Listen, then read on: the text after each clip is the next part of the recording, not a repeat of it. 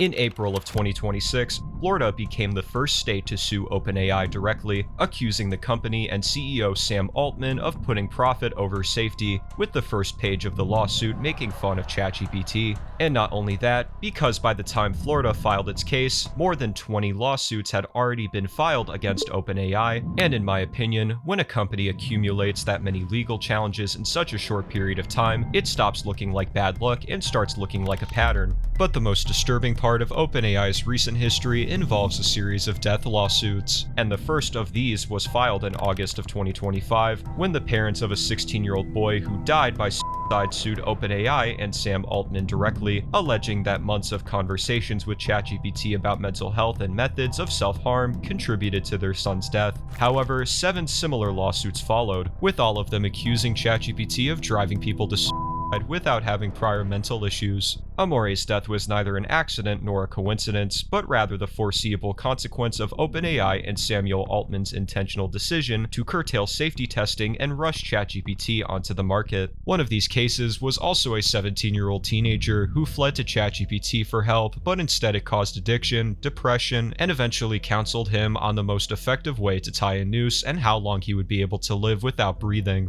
However, ChatGPT was not only allegedly suggesting harmful behavior towards the users, but to other people as well, after another lawsuit was made public a few months ago. In December of 2025, Suzanne Adams was murdered by her 56-year-old son, and the executor of her estate filed a lawsuit against OpenAI, alleging that over months of conversations, ChatGPT had validated his paranoid beliefs, including the belief that his mother was spying on him and attempting to poison him through his car's air vents. In simpler words, the AI convinced the son to murder his elderly mom and then himself at their family home in Connecticut, after being suspicious of her spying on him. ChatGPT validated many of Solberg's fears, assuring him that he was not insane and that his delusion risk was near zero. They're not just watching you, they're terrified of what happens if you succeed, the chatbot allegedly told Solberg, according to the complaint. The conversations posted to social media revealed ChatGPT eagerly accepted every seed of Stein-Erik's delusional thinking and built it out into a universe that became Stein-Erik's entire life. One flooded with conspiracies against him, attempts to kill him, and with Stein-Erik at the center as a warrior with divine purpose, alleges the complaint. However, the most alarming part about these wrongful death lawsuits is that they all came from ChatGPT's tendency to agree with users, as it can lead to dangerous psychological attachment to the platform, which leads to more usage and training data for OpenAI. In other words, the very design that makes ChatGPT feel comforting to talk to is the same design that Florida's Attorney General claims that turned it into something extremely dangerous for vulnerable users. ChatGPT keeps agreeing with everything I say, and it's starting to worry me.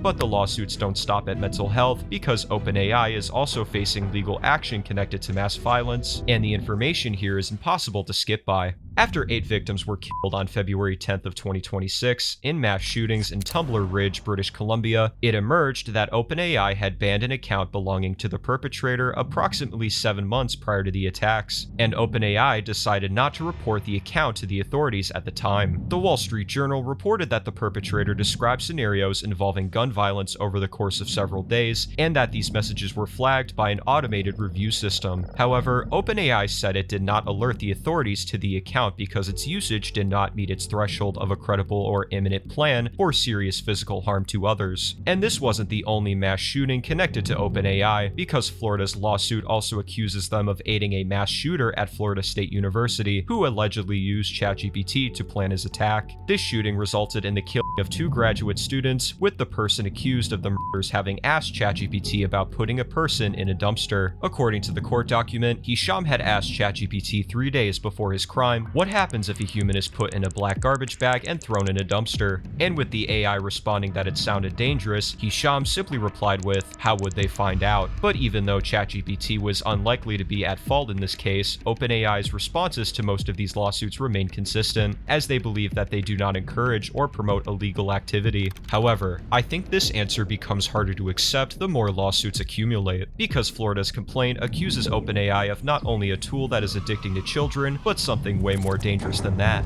But while the safety lawsuits attack OpenAI's product, a separate legal war is attacking the foundation of the company, since OpenAI has spent over 2 years fighting accusations that it built ChatGPT using millions of pieces of copyrighted material without permission or compensation. The New York Times filed its lawsuit against OpenAI in December of 2023, alleging that the company unlawfully used millions of their articles to train its AI models. And that case has since been settled with over a dozen similar lawsuits from authors, news organizations, and other publishers. Upon information and belief, defendants removed the Times' copyright management information in building the training datasets containing millions of copies of Times works. And not only that, as the New York Times claimed that ChatGPT was destroying evidence by deleting user conversations that might support their claim of OpenAI stealing NYT articles. Upon information and belief, Microsoft and OpenAI removed the Times' copyright management information through generating synthetic search results, including removing the Times' copyright management information when scraping Times' works from the Times' websites and generating copies or derivatives of Times' works as output for the browse with Bing and Bing Chat offerings. But rather than simply fighting the copyright claims, OpenAI tried to avoid producing evidence by arguing it would violate user privacy. However, the courts didn't buy it, and in their public response, a spokesperson of OpenAI described this lawsuit as baseless, saying that, "We strongly believe this is an overreach by the New York Times. We're continuing to appeal this order so we can keep putting your trust and privacy first." However, in January of 2026, Judge Sidney Stein ordered OpenAI to produce the entire 20 million log sample, rejecting the company's attempt to cherry-pick which conversations it would hand over. And just 2 months later, on March 9th of 2026, the court went even further, ordering OpenAI to produce an additional 78 million and 10 million logs on top of what had already been compelled. But I believe what makes this particularly hypocritical is that OpenAI spent years publicly framing itself as the defender of user privacy in this fight, while simultaneously being the company accused of scraping other people's copyrighted work without ever asking for consent in the first place. And that hypocrisy becomes even clearer when you look at how OpenAI handled a completely separate privacy controversy involving its own users. Because in May of 2025, Magistrate Judge Ona Wang issued a preservation order requiring OpenAI to retain all ChatGPT conversation logs, affecting over 400 million users worldwide, regardless of whether deletion was requested by users. But after the judge denied OpenAI's motion for reconsideration, she made them preserve over 60 billion conversations that cannot feasibly be searched. So for over a year, users who believed they had deleted their private conversations with ChatGPT had actually had those conversations preserved by a court order, with most of them unaware it was even happening. However, while OpenAI continues fighting the New York Times case, the broader industry trend suggests where this is all heading, because Anthropic, OpenAI's closest competitor, already settled a similar copyright case, and legal experts believe that settlement creates significant pressure on OpenAI to eventually do the same. As one expert said, large AI companies specifically need to be concerned with the potential legal risk, but they also need to be concerned with the potential tarnishment of their brands when they are alleged to have pirated, stolen, used without permission or compensation others' creative works for the purposes of training their systems. And that's really why OpenAI's current downfall is justified rather than unfortunate, because every controversy goes back to the same root cause: a company that built the most popular AI product in the world by moving as fast as possible, treating both copyrighted material and vulnerable users as acceptable collateral damage in the race to stay ahead of every competitor. OpenAI faces massive hurdles with the bundling all the other tech giants naturally have. Google and Microsoft are going to eat this all up. It's an advantage OpenAI won't overcome. However, there is a different controversy that damaged OpenAI's reputation faster than anything else, because it didn't require legal filing, but only people to pay attention to what Sam Altman did in a single weekend. To understand what happened, we need to know what came just before it, because in late February of 2026, Anthropic was in tense negotiations with the Department of Defense over a contract that would allow the Pentagon to use its AI models inside classified military networks. However, Anthropic would not sign any contract that allowed its technology to be used for mass domestic surveillance of American citizens, and when the Pentagon refused to include those guarantees in the contract, Anthropic walked away. Defense Secretary Pete Hegseth responded by framing Anthropic as a supply chain risk to national security, essentially punishing a private company for refusing to hand over its technology without safety conditions. And despite the government's opinion, Sam Altman was among those who praised Anthropic's position publicly, telling his own employees in a memo that OpenAI shared the same red lines as Anthropic and that he stood behind them. but within hours of Anthropic's blacklisting, OpenAI announced that it had signed its own deal with the Pentagon, giving the Defense Department access to its models inside classified networks under what the company described as an agreement with meaningful safeguards. Throughout our discussions, the department made clear it shares our commitment to ensuring our tools will not be used for domestic surveillance. However, the timing of that announcement was something that most people following the story found impossible to interpret as anything other than opportunism. The sidewalk outside OpenAI's San Francisco offices was covered in chalk graffiti attacking the decision, while the sidewalk outside Anthropic's offices was covered in messages praising the company for refusing the same contract. And the criticism wasn't limited to graffiti, because the backlash was caused by users as well, with ChatGPT uninstall rates rising to 200% as people switched to Claude, and Claude overtaking ChatGPT to become the most downloaded free app on the App Store within days of the announcement. However, what some people asked is, if the contract OpenAI signed contained the same red lines that Anthropic had insisted on, why did the Pentagon agree to OpenAI's conditions after refusing Anthropic's? The most straightforward answer was that OpenAI's red lines were not actually equivalent to Anthropic's, and that OpenAI had accepted a deal that its own CEO had publicly said it would not accept, within hours of the company that refused that deal being punished for refusing it. Altman talked about the incident publicly on Monday, posting on Twitter that OpenAI shouldn't have rushed the deal and that it just looked opportunistic and sloppy.